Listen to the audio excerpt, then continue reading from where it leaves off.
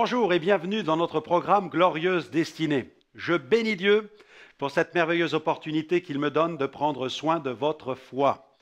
Notre désir consiste à vous offrir de solides ressources spirituelles. Et puis, nous désirons que ce rendez-vous soit centré sur les Saintes Écritures, sur la Bible, sur la parole de Dieu. Dieu a pour chacun d'entre nous une glorieuse destinée. Et vous n'y échappez pas. Dieu a vraiment un plan pour chacune de nos vies. Aujourd'hui, j'aimerais vous parler de la marque du vrai disciple. Tout de suite, remettons ces moments entre les mains de Dieu.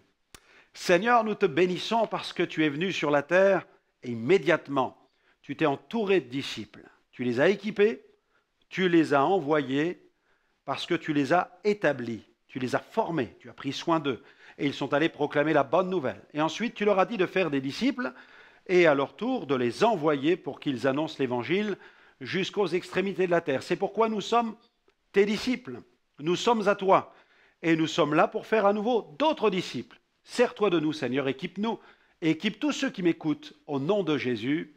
Amen. Gloire à Dieu. Gloire à Dieu. Jésus a toujours voulu faire des disciples. Il veut que vous viviez une vie de disciple intense, une vie passionnante. Et je veux saisir cette opportunité de vous présenter à nouveau cet ouvrage intitulé « Ce que le diable ne veut pas que vous sachiez ». Il ne veut surtout pas que nous fassions des disciples, ça c'est clair. Et dans cet ouvrage, j'aborde quelques éléments que l'ennemi voudrait voir disparaître. Des doctrines fondamentales, des éléments clés, cruciaux du message de l'Évangile. L'ennemi voudrait que ces choses disparaissent du message que nous annonçons, comme la question du plan de Dieu pour notre vie, l'importance de la Bible, la question du péché, la connaissance des lois de Dieu, la divinité de Jésus, l'œuvre de la croix, les destinées éternelles, le ciel, l'enfer, etc., la repentance. Toutes ces choses sont abordées dans cet ouvrage, ce que le diable ne veut pas que vous sachiez. Alors, si ce livre vous intéresse, parce que vous désirez approfondir le sujet, n'hésitez pas à visiter notre boutique en ligne. Vous y êtes attendus et vous êtes déjà très nombreux à aller la visiter. Allez, je vous propose d'écouter maintenant André Grise qui chante dans sa version acoustique « Prends-moi par la main ». Et oui, le disciple, il met sa main dans la main de Jésus et il marche avec Jésus. On écoute André maintenant et on se retrouve dans quelques instants. Prends-moi par la main, amène-moi, amène-moi là où mon cœur sera en paix. Prends-moi par la main, amène-moi, amène-moi là où mon cœur sera en paix. Je veux déposer, je veux délaisser, je veux briser tout ce qui m'empêche d'avancer. Je veux briser ces chaînes à mes pieds et conquérir la terre que tu m'as destinée. Prends-moi par la main, amène-moi, amène-moi là où mon cœur sera en paix. Prends-moi par la main, amène-moi, amène-moi là où mon cœur sera en paix. Que l'on me pardonne si j'en ai blessé, l'on me corrige si j'en ai trop fait. Je veux grandir, m'améliorer et gagner la terre que tu m'as destinée.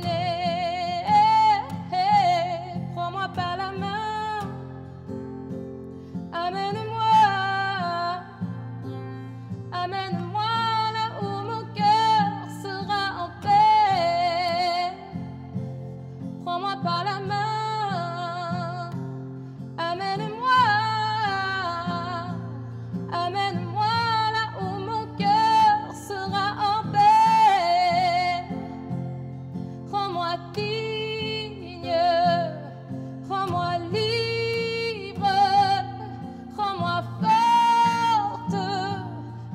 te suivre. Guide mon esprit, mon chemin. Amène-moi,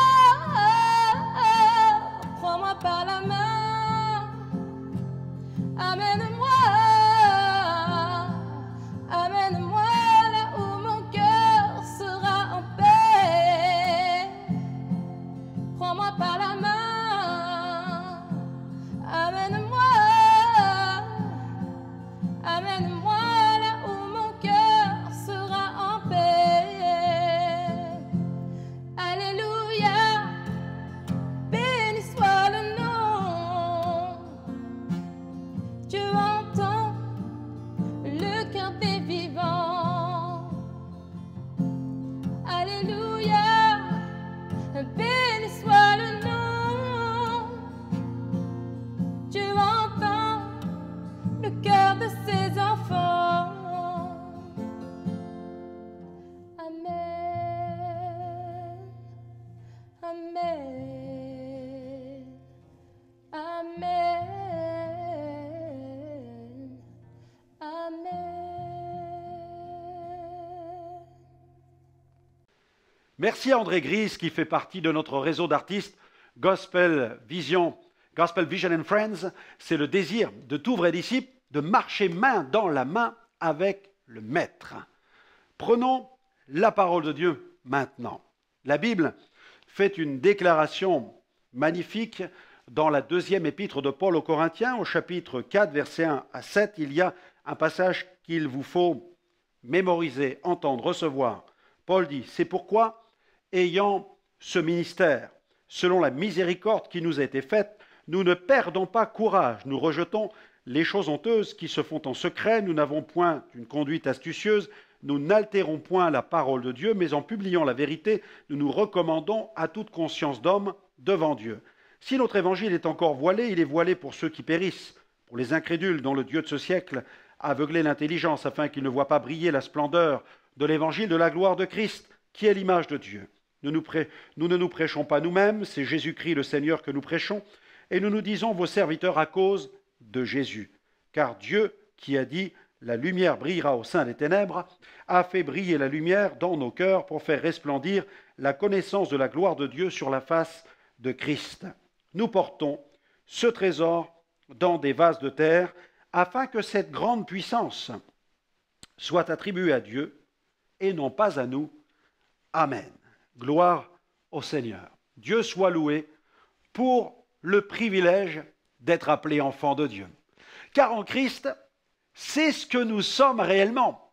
Grâce à l'œuvre rédemptrice accomplie par Jésus, Dieu nous a donné accès à d'immenses privilèges. Il nous a aussi permis de nous approcher de cette gloire divine qui était inaccessible. La foi en Jésus nous donne aussi accès à la connaissance de Dieu. L'onction de l'Esprit enseigne le disciple authentique. Dès qu'une personne rencontre Jésus personnellement, elle quitte son état d'ignorance pour celui de la connaissance. Elle a la possibilité d'être en communion avec Dieu. De ce fait, elle a accès à l'esprit de révélation. Une communion intime avec Dieu prend place et jour après jour, Dieu lui révèle son Fils bien-aimé.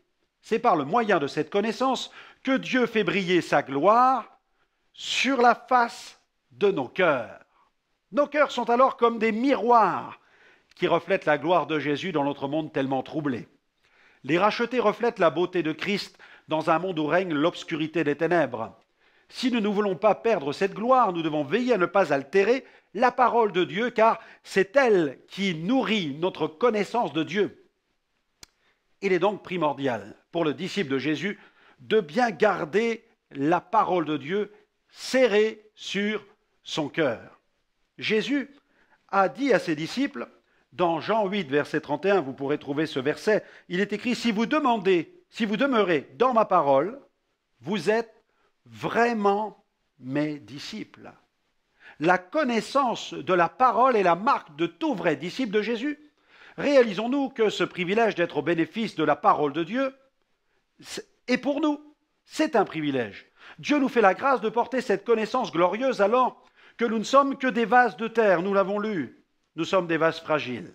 Et dans ces vases fragiles, Dieu veut déverser sa gloire. C'est une grâce. C'est avec raison que Pierre nous adresse cet avertissement. Veillez, votre adversaire le diable rôde comme un lion rugissant cherchant qui dévorer. L'ennemi est malin, subtil et puissant. Il désire nous aveugler, nous faire douter de ce qui est écrit, nous déstabiliser.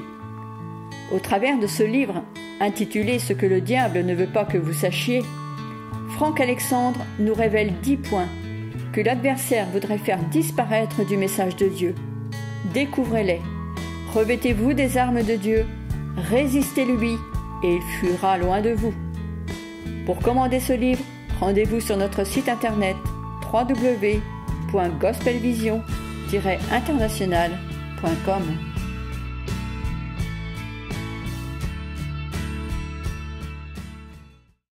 Réalisons ce privilège d'être des enfants de Dieu, car en cette fin des temps, Dieu a choisi l'Église pour annoncer son message au monde entier. Nous sommes des porte-paroles, des ambassadeurs de Christ dans le monde. Dans son épître aux Corinthiens, la 2e, au chapitre 5, au verset 20, Paul dit « Nous faisons donc les fonctions d'ambassadeurs pour Christ comme si Dieu exhortait par nous. » Pas étonnant que nous soyons si dangereux pour notre ennemi le diable. Conscient du danger, l'ennemi de nos âmes rassemble le maximum d'informations nous concernant pour entreprendre des opérations de sabotage dirigées contre nous. De sources bien informées, il ne chôme pas. 24 heures sur 24, il est à l'œuvre, à l'affût du moindre faux pas de notre part. Il traque l'enfant de Dieu, épiant le moindre geste, tel le félin prêt à bondir sur sa proie. C'est avec raison que Pierre nous adresse cet avertissement. Attention, 1 Pierre 5, verset 8, « Soyez sobres, veillez. Votre adversaire, le diable, rôde comme un lion rugissant, cherchant qui dévorer. » L'ennemi est malin, subtil et puissant. Cependant, si nous marchons dans l'intégrité, nous ne devons pas le craindre. Nous ne devons jamais oublier non plus que c'est Dieu qui fixe les limites au champ d'action de notre ennemi et que Jésus est plus puissant que lui. Les Saintes Écritures affirment ceci dans 1 Jean 5, 18. « Nous savons que quiconque est né de Dieu ne pêche point, mais celui qui est né de Dieu se garde lui-même et le malin ne le touche pas. » Veillons sur nos voies, sur notre conduite, car l'une des activités favorites de Satan consiste à jeter un voile sur l'intelligence des êtres humains. Il cherche ainsi à obscurcir leurs pensées. Il veut les empêcher d'avoir accès à l'Évangile, car il sait qu'en faisant ainsi, ils seront coupés de cette révélation de la gloire du Christ. Vous compreniez mieux maintenant pourquoi il est aussi appelé le prince des ténèbres. Les ténèbres constituent son univers et il évolue sans difficulté dans la plus sombre obscurité spirituelle. Il déploie toute son énergie pour tenir les êtres humains loin de la vérité et de la révélation divine. Il veut tenir le monde loin de la parole de Dieu. Notons bien cette nuance importante. Comme le diable sait qu'il ne peut résister face au Christ, il s'attaque alors à l'évangile du Christ, à son émission et à sa réception. Il met tout en œuvre pour brouiller la proclamation de l'évangile de Christ. Satan sait qu'il ne peut pas faire le poids contre Jésus. Il sait qu'il est déjà vaincu. Alors il opère avec subtilité, sachant qu'il peut contrecarrer le progrès de l'œuvre de Dieu, tout simplement en s'opposant à ceux qui ont la charge de répandre cette parole de Dieu. Ce passage nous apprend que l'ennemi peut s'opposer à nous. Paul a souvent fait face aux assauts de l'ennemi dans 1 Thessaloniciens, chapitre 2, verset 18. « Aussi, nous avons voulu venir jusqu'à vous, du moins moi, Paul, à 1 ou 2 reprises, mais Satan nous en a empêchés. » Son travail de sape est puissant. Il s'attaque à l'intelligence des êtres humains en semant l'ivrée. C'est ainsi qu'il fait naître toutes sortes de faux raisonnements, des mensonges. Il jette la confusion dans les esprits, plongeant ainsi des multitudes dans l'obscurité des ténèbres. Vous ne serez pas surpris si je vous dis que les prédicateurs sont dans sa ligne de mire. Ils ciblent leur ministère et cherchent à les faire tomber afin d'éclabousser l'Église avec toutes sortes de scandales. Ils suscitent aussi des esprits séducteurs, falsificateurs de la bonne nouvelle, des hommes qui tordent les Écritures. L'un de ces objectifs consistant à détourner l'attention de la vraie parole. Dans 1 Timothée 4, verset 1, il est écrit « Mais l'Esprit dit », c'est Paul qui parle, il dit expressément que dans les derniers temps, quelques-uns abandonneront la foi pour s'attacher à des esprits séducteurs et à des doctrines de démons. La parole de Dieu est puissante, elle régénère, elle est transformatrice. Nous savons tous que lorsque Dieu envoie sa parole, elle ne revient pas à lui sans qu'elle ait accompli son effet. Jésus a déclaré qu'elle a le pouvoir d'affranchir l'homme de tout esclavage. Il a dit dans Jean 8, 32, « Vous connaîtrez la vérité et la vérité vous rendra libre. » Alors, si le malin parvient à nous déconnecter de la vraie parole, à nous détourner de la vérité, nous ne serons plus capables d'accomplir l'œuvre de Dieu. Nous ne pourrons plus remplir notre mission. La force de l'Église ne réside donc pas tant dans le fait que tous les chrétiens du monde lisent dans le même livre, la Bible. Non. Elle tient surtout au fait que des millions de chrétiens vivent ce qui est écrit dans ce livre. C'est ainsi que l'Église de Jésus devient terrible comme une armée sous la bannière de l'Éternel. J'aime beaucoup ce passage tiré du Cantique des Cantiques dans le chapitre 6, verset 4, où l'auteur écrit « Tu es belle, ma compagne, comme Tirtsa, charmante comme Jérusalem, mais terrible, terrible, comme des troupes sous leur bannière. » Nous devons donc veiller et garder les yeux ouverts, sachant que le combat est spirituel et que l'ennemi travaille à brouiller les ondes de la diffusion de l'Évangile. Quand une guerre éclate entre deux pays, l'une des tactiques favorites consiste à semer la confusion chez l'adversaire en cherchant à brouiller ses émissions radio. De la même manière, le but de Satan consiste à empêcher les hommes de capter, de recevoir ce que Dieu veut leur communiquer. La mission de l'Église doit donc plus que jamais se concentrer sur l'annonce de la parole de Dieu au monde. C'est la vocation de toute Église locale. Cependant, malheureusement, ce n'est pas toujours le cas. Il arrive en effet que certaines églises ne remplissent pas leur mandat. Elles portent peut-être le nom d'église, mais elles ne répondent plus à la mission de l'Église. L'évangile qu'elles annoncent n'est plus qu'un événement historique, mais l'Église qui fera la différence dans notre monde actuel est celle qui proclamera le plein évangile dans la puissance du Saint-Esprit. Et l'ennemi craint et redoute la proclamation d'une telle Église. En 2004, je me suis rendu en Tanzanie, où notre équipe contribuait à la mise en place d'une grande campagne d'évangélisation. Chaque soir, des milliers de personnes venaient m'écouter. Alors que j'étais sur le point de lancer l'appel au salut, la météo changea brutalement. Un vent violent et tourbillonnant s'est levé et a traversé le terrain sur lequel nous nous réunissions. J'ai vu mon pupitre décoller de terre et rebondir sur plusieurs mètres. La foule, quant à elle, terrorisée, a pris la fuite.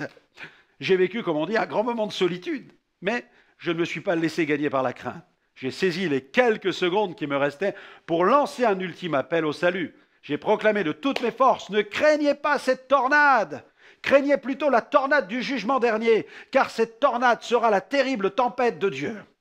Quelques irréductibles courirent en direction de l'estrade pour y confesser une prière de repentance ultra spontanée, alors que des milliers d'autres prenaient la fuite et cherchaient des endroits pour y trouver refuge. Ceux qui se précipitèrent vers mon estrade trouvèrent refuge en dessous de l'estrade. La foi en Jésus devint l'arche de leur salut. Dans ce livre intitulé « Ce que le diable ne veut pas que vous sachiez », Franck Alexandre nous révèle ce que l'ennemi désire nous cacher. 10 points qu'il voudrait voir disparaître du message de Dieu. Vous désirez en prendre connaissance? Alors commandez ce livre sur notre site www.gospelvision-international.com. J'ai souvent remarqué que des obstacles surgissent dans les moments cruciaux où Dieu s'adresse à la conscience des hommes. En 2000, j'étais à Parakou, dans le nord du Bénin. Chaque soir, au moment de l'appel au salut, nous avions des coupures de courant. Tout fonctionnait correctement tant que j'annonçais l'Évangile. Dès que je lançais l'appel au salut, des problèmes apparaissaient au niveau de la technique. La sonorisation était victime de coupures de courant. Et au cours de ces soirées, Il m'est arrivé plusieurs fois de devoir inviter cette foule composée de plusieurs dizaines de milliers de personnes à recevoir Jésus, et cela sans micro. Après cela, je vous laisse imaginer l'état d'épuisement dans lequel je me trouvais. J'étais vidé, épuisé, ma voix, quant à elle, elle était complètement cassée. Mais des milliers d'âmes avaient répondu. C'était l'essentiel. N'avez-vous jamais remarqué qu'il y a des moments où nous avons l'impression que tout s'acharne contre nous, surtout quand ces moments touchent à la destinée éternelle des âmes? Ne soyons pas naïfs. Ne pensons surtout pas que l'ennemi va nous laisser évangéliser tout en nous regardant tranquillement, les bras croisés. Il ne peut supporter l'idée même que nous cherchions par tous les moyens à arracher les âmes à la perdition. Alors, il s'organise contre nous dès qu'il apprend que nous allons tenir une campagne ou mettre en œuvre une opération d'évangélisation. Lui et ses armées de démons se mobilisent contre les projets de l'évangile de Christ dans le monde. Certains chrétiens, devenus en quelque sorte un peu trop supra-spirituels, pensent que l'ennemi est endormi dans un coin, terré dans un coin, ou qu'il est occupé à d'autres affaires. Ils oublient que le monde gît sous la puissance du malin, et que le malin est le prince de la puissance de l'air, le prince de ce monde de ténèbres. L'apôtre Jean a déclaré dans la première épître, au chapitre 5, verset 19, « Nous savons que nous sommes de Dieu, et que le monde entier est sous la puissance du malin. » Regardez Éphésiens 2.1. « Pour vous, vous étiez morts par vos fautes et par vos péchés dans lesquels vous marchiez autrefois, selon le cours de ce monde, selon le prince de la puissance de l'air, cet esprit qui agit maintenant dans les fils de la rébellion. » Sans chercher à tout prix à voir le diable partout, soyons tout de même conscients de son activité perturbatrice, de ses tentatives de déstabilisation des activités de l'Église. Déjouons ses plans et proclamons l'évangile du Christ. N'altérons jamais la parole, prêchons-la avec foi et détermination. Il y a des informations, des éléments fondamentaux de la parole de Dieu que Satan voudrait voir disparaître de la prédication. Ce sont ces éléments qui donnent toute sa force et toute sa pertinence à l'évangile de Christ que nous sommes appelés à proclamer. Ôter ces éléments fondamentaux de l'annonce de l'évangile reviendrait, ni plus ni moins, à vider le message de Dieu de sa substance. En faisant cela, nous donnerions notre main d'association à l'ennemi. Ne l'aidons pas à jeter ce voile d'obscurité sur les consciences. Résistons-lui avec une foi ferme et par une sainte exposition de la bonne nouvelle. Face à des chrétiens tièdes, charnels, isolés, défaitistes, le diable se frotte les mains. Il salive, rôdant et cherchant qui il va dévorer. Mais lorsqu'il fait face à un chrétien rempli de l'esprit, consacré à Dieu, alors il tremble et il fuit. Paul a adressé cette exhortation aux chrétiens d'Éphèse. Dans Éphésiens chapitre 3, versets 13 à 19, « Aussi je vous demande, dit-il, de ne pas perdre courage. À cause des afflictions que j'endure pour vous, elles sont votre gloire. À cause de cela, je fléchis les genoux devant le Père, de qui toute famille dans les cieux et sur la terre tire son nom, afin qu'il vous donne, selon la richesse de sa gloire, d'être puissamment fortifié par son esprit dans l'homme intérieur, en sorte que Christ habite dans vos cœurs par la foi, étant enraciné et fondé dans l'amour, que vous puissiez comprendre avec tous les saints quelle est la largeur, la longueur, la profondeur et la hauteur, et connaître l'amour de Christ qui surpasse toute connaissance, en sorte que vous soyez remplis jusqu'à toute la plénitude de Dieu. Et on peut dire Amen à ce passage. Ce que l'ennemi craint par-dessus tout, c'est le chrétien engagé. Alors il déploie toute son énergie pour tenter et opprimer l'enfant de Dieu afin de le fragiliser. Il fait tout un travail de sape, ne voulant pas que le chrétien devienne un agent actif du royaume de Dieu sur la terre. L'ennemi ne veut pas que le nouveau croyant entre dans une vie de disciple, car il deviendrait membre d'une église locale. Le chrétien victorieux est un chrétien éclairé par la connaissance de Jésus-Christ. C'est pourquoi l'ennemi ne veut pas que le nouveau croyant entre dans une vie de disciple, parce qu'il deviendrait un membre fidèle d'une église locale, et cela, il ne le veut pas. L'église est le corps de Christ. L'ensemble des rachetés de toute nation. Cette église est universelle. Mais il y a quelque chose qui tient tout particulièrement au cœur de Dieu, c'est la vie d'église locale. La Bible nous rappelle que les débuts de l'église primitive étaient marqués par cette vie d'église. Dans Acte 2, verset 47, Les disciples louaient Dieu et obtenaient la faveur de tout le peuple, et le Seigneur ajoutait chaque jour à l'Église ceux qui étaient sauvés. Dans Actes 2, verset 41, ceux qui acceptèrent sa parole furent baptisés, et en ce jour-là furent ajoutés environ 3000 âmes. La vie chrétienne ne peut se vivre en solo, en ermite ou isolé dans un coin. Malheureusement, de nos jours, il y a ce que j'appellerais les chrétiens sous-marins. Ils apparaissent de temps en temps le dimanche matin vers 10h15, donc en retard, et disparaissent vers 11h45, en avance, quelques minutes avant la fin du culte. Et ensuite, ils réapparaissent, refont surface dans la vie de l'Église quand il y a un mariage ou une inhumation. Ces chrétiens sont les jouets du diable, car le diable jubile et s'amuse avec leur destinée. Mais en s'attachant à la vraie parole, le disciple échappe aux ruses de l'ennemi et peut véritablement répondre au dessein de Dieu pour sa vie. Eh bien voilà, notre émission se termine. J'espère que vous aurez bien saisi cette dimension tellement importante de la vie de disciple. N'hésitez pas à nous retrouver sur notre site internet www.gospelvision-international.com. Vous allez y trouver un grand nombre d'émissions en replay. Elles vont vous permettre de continuer à grandir dans la connaissance de Jésus. Que le Seigneur continue à répandre sa grâce sur votre vie et qu'il vous fasse pleinement entrer dans votre glorieuse destinée. Que Dieu vous bénisse et à très bientôt. Prends-moi par la main, amène-moi, amène-moi là où mon cœur sera en paix. Prends-moi par la main, amène-moi, amène-moi là où mon cœur sera en paix. Je veux déposer, je veux délaisser, je veux briser tout ce qui m'empêche d'avancer.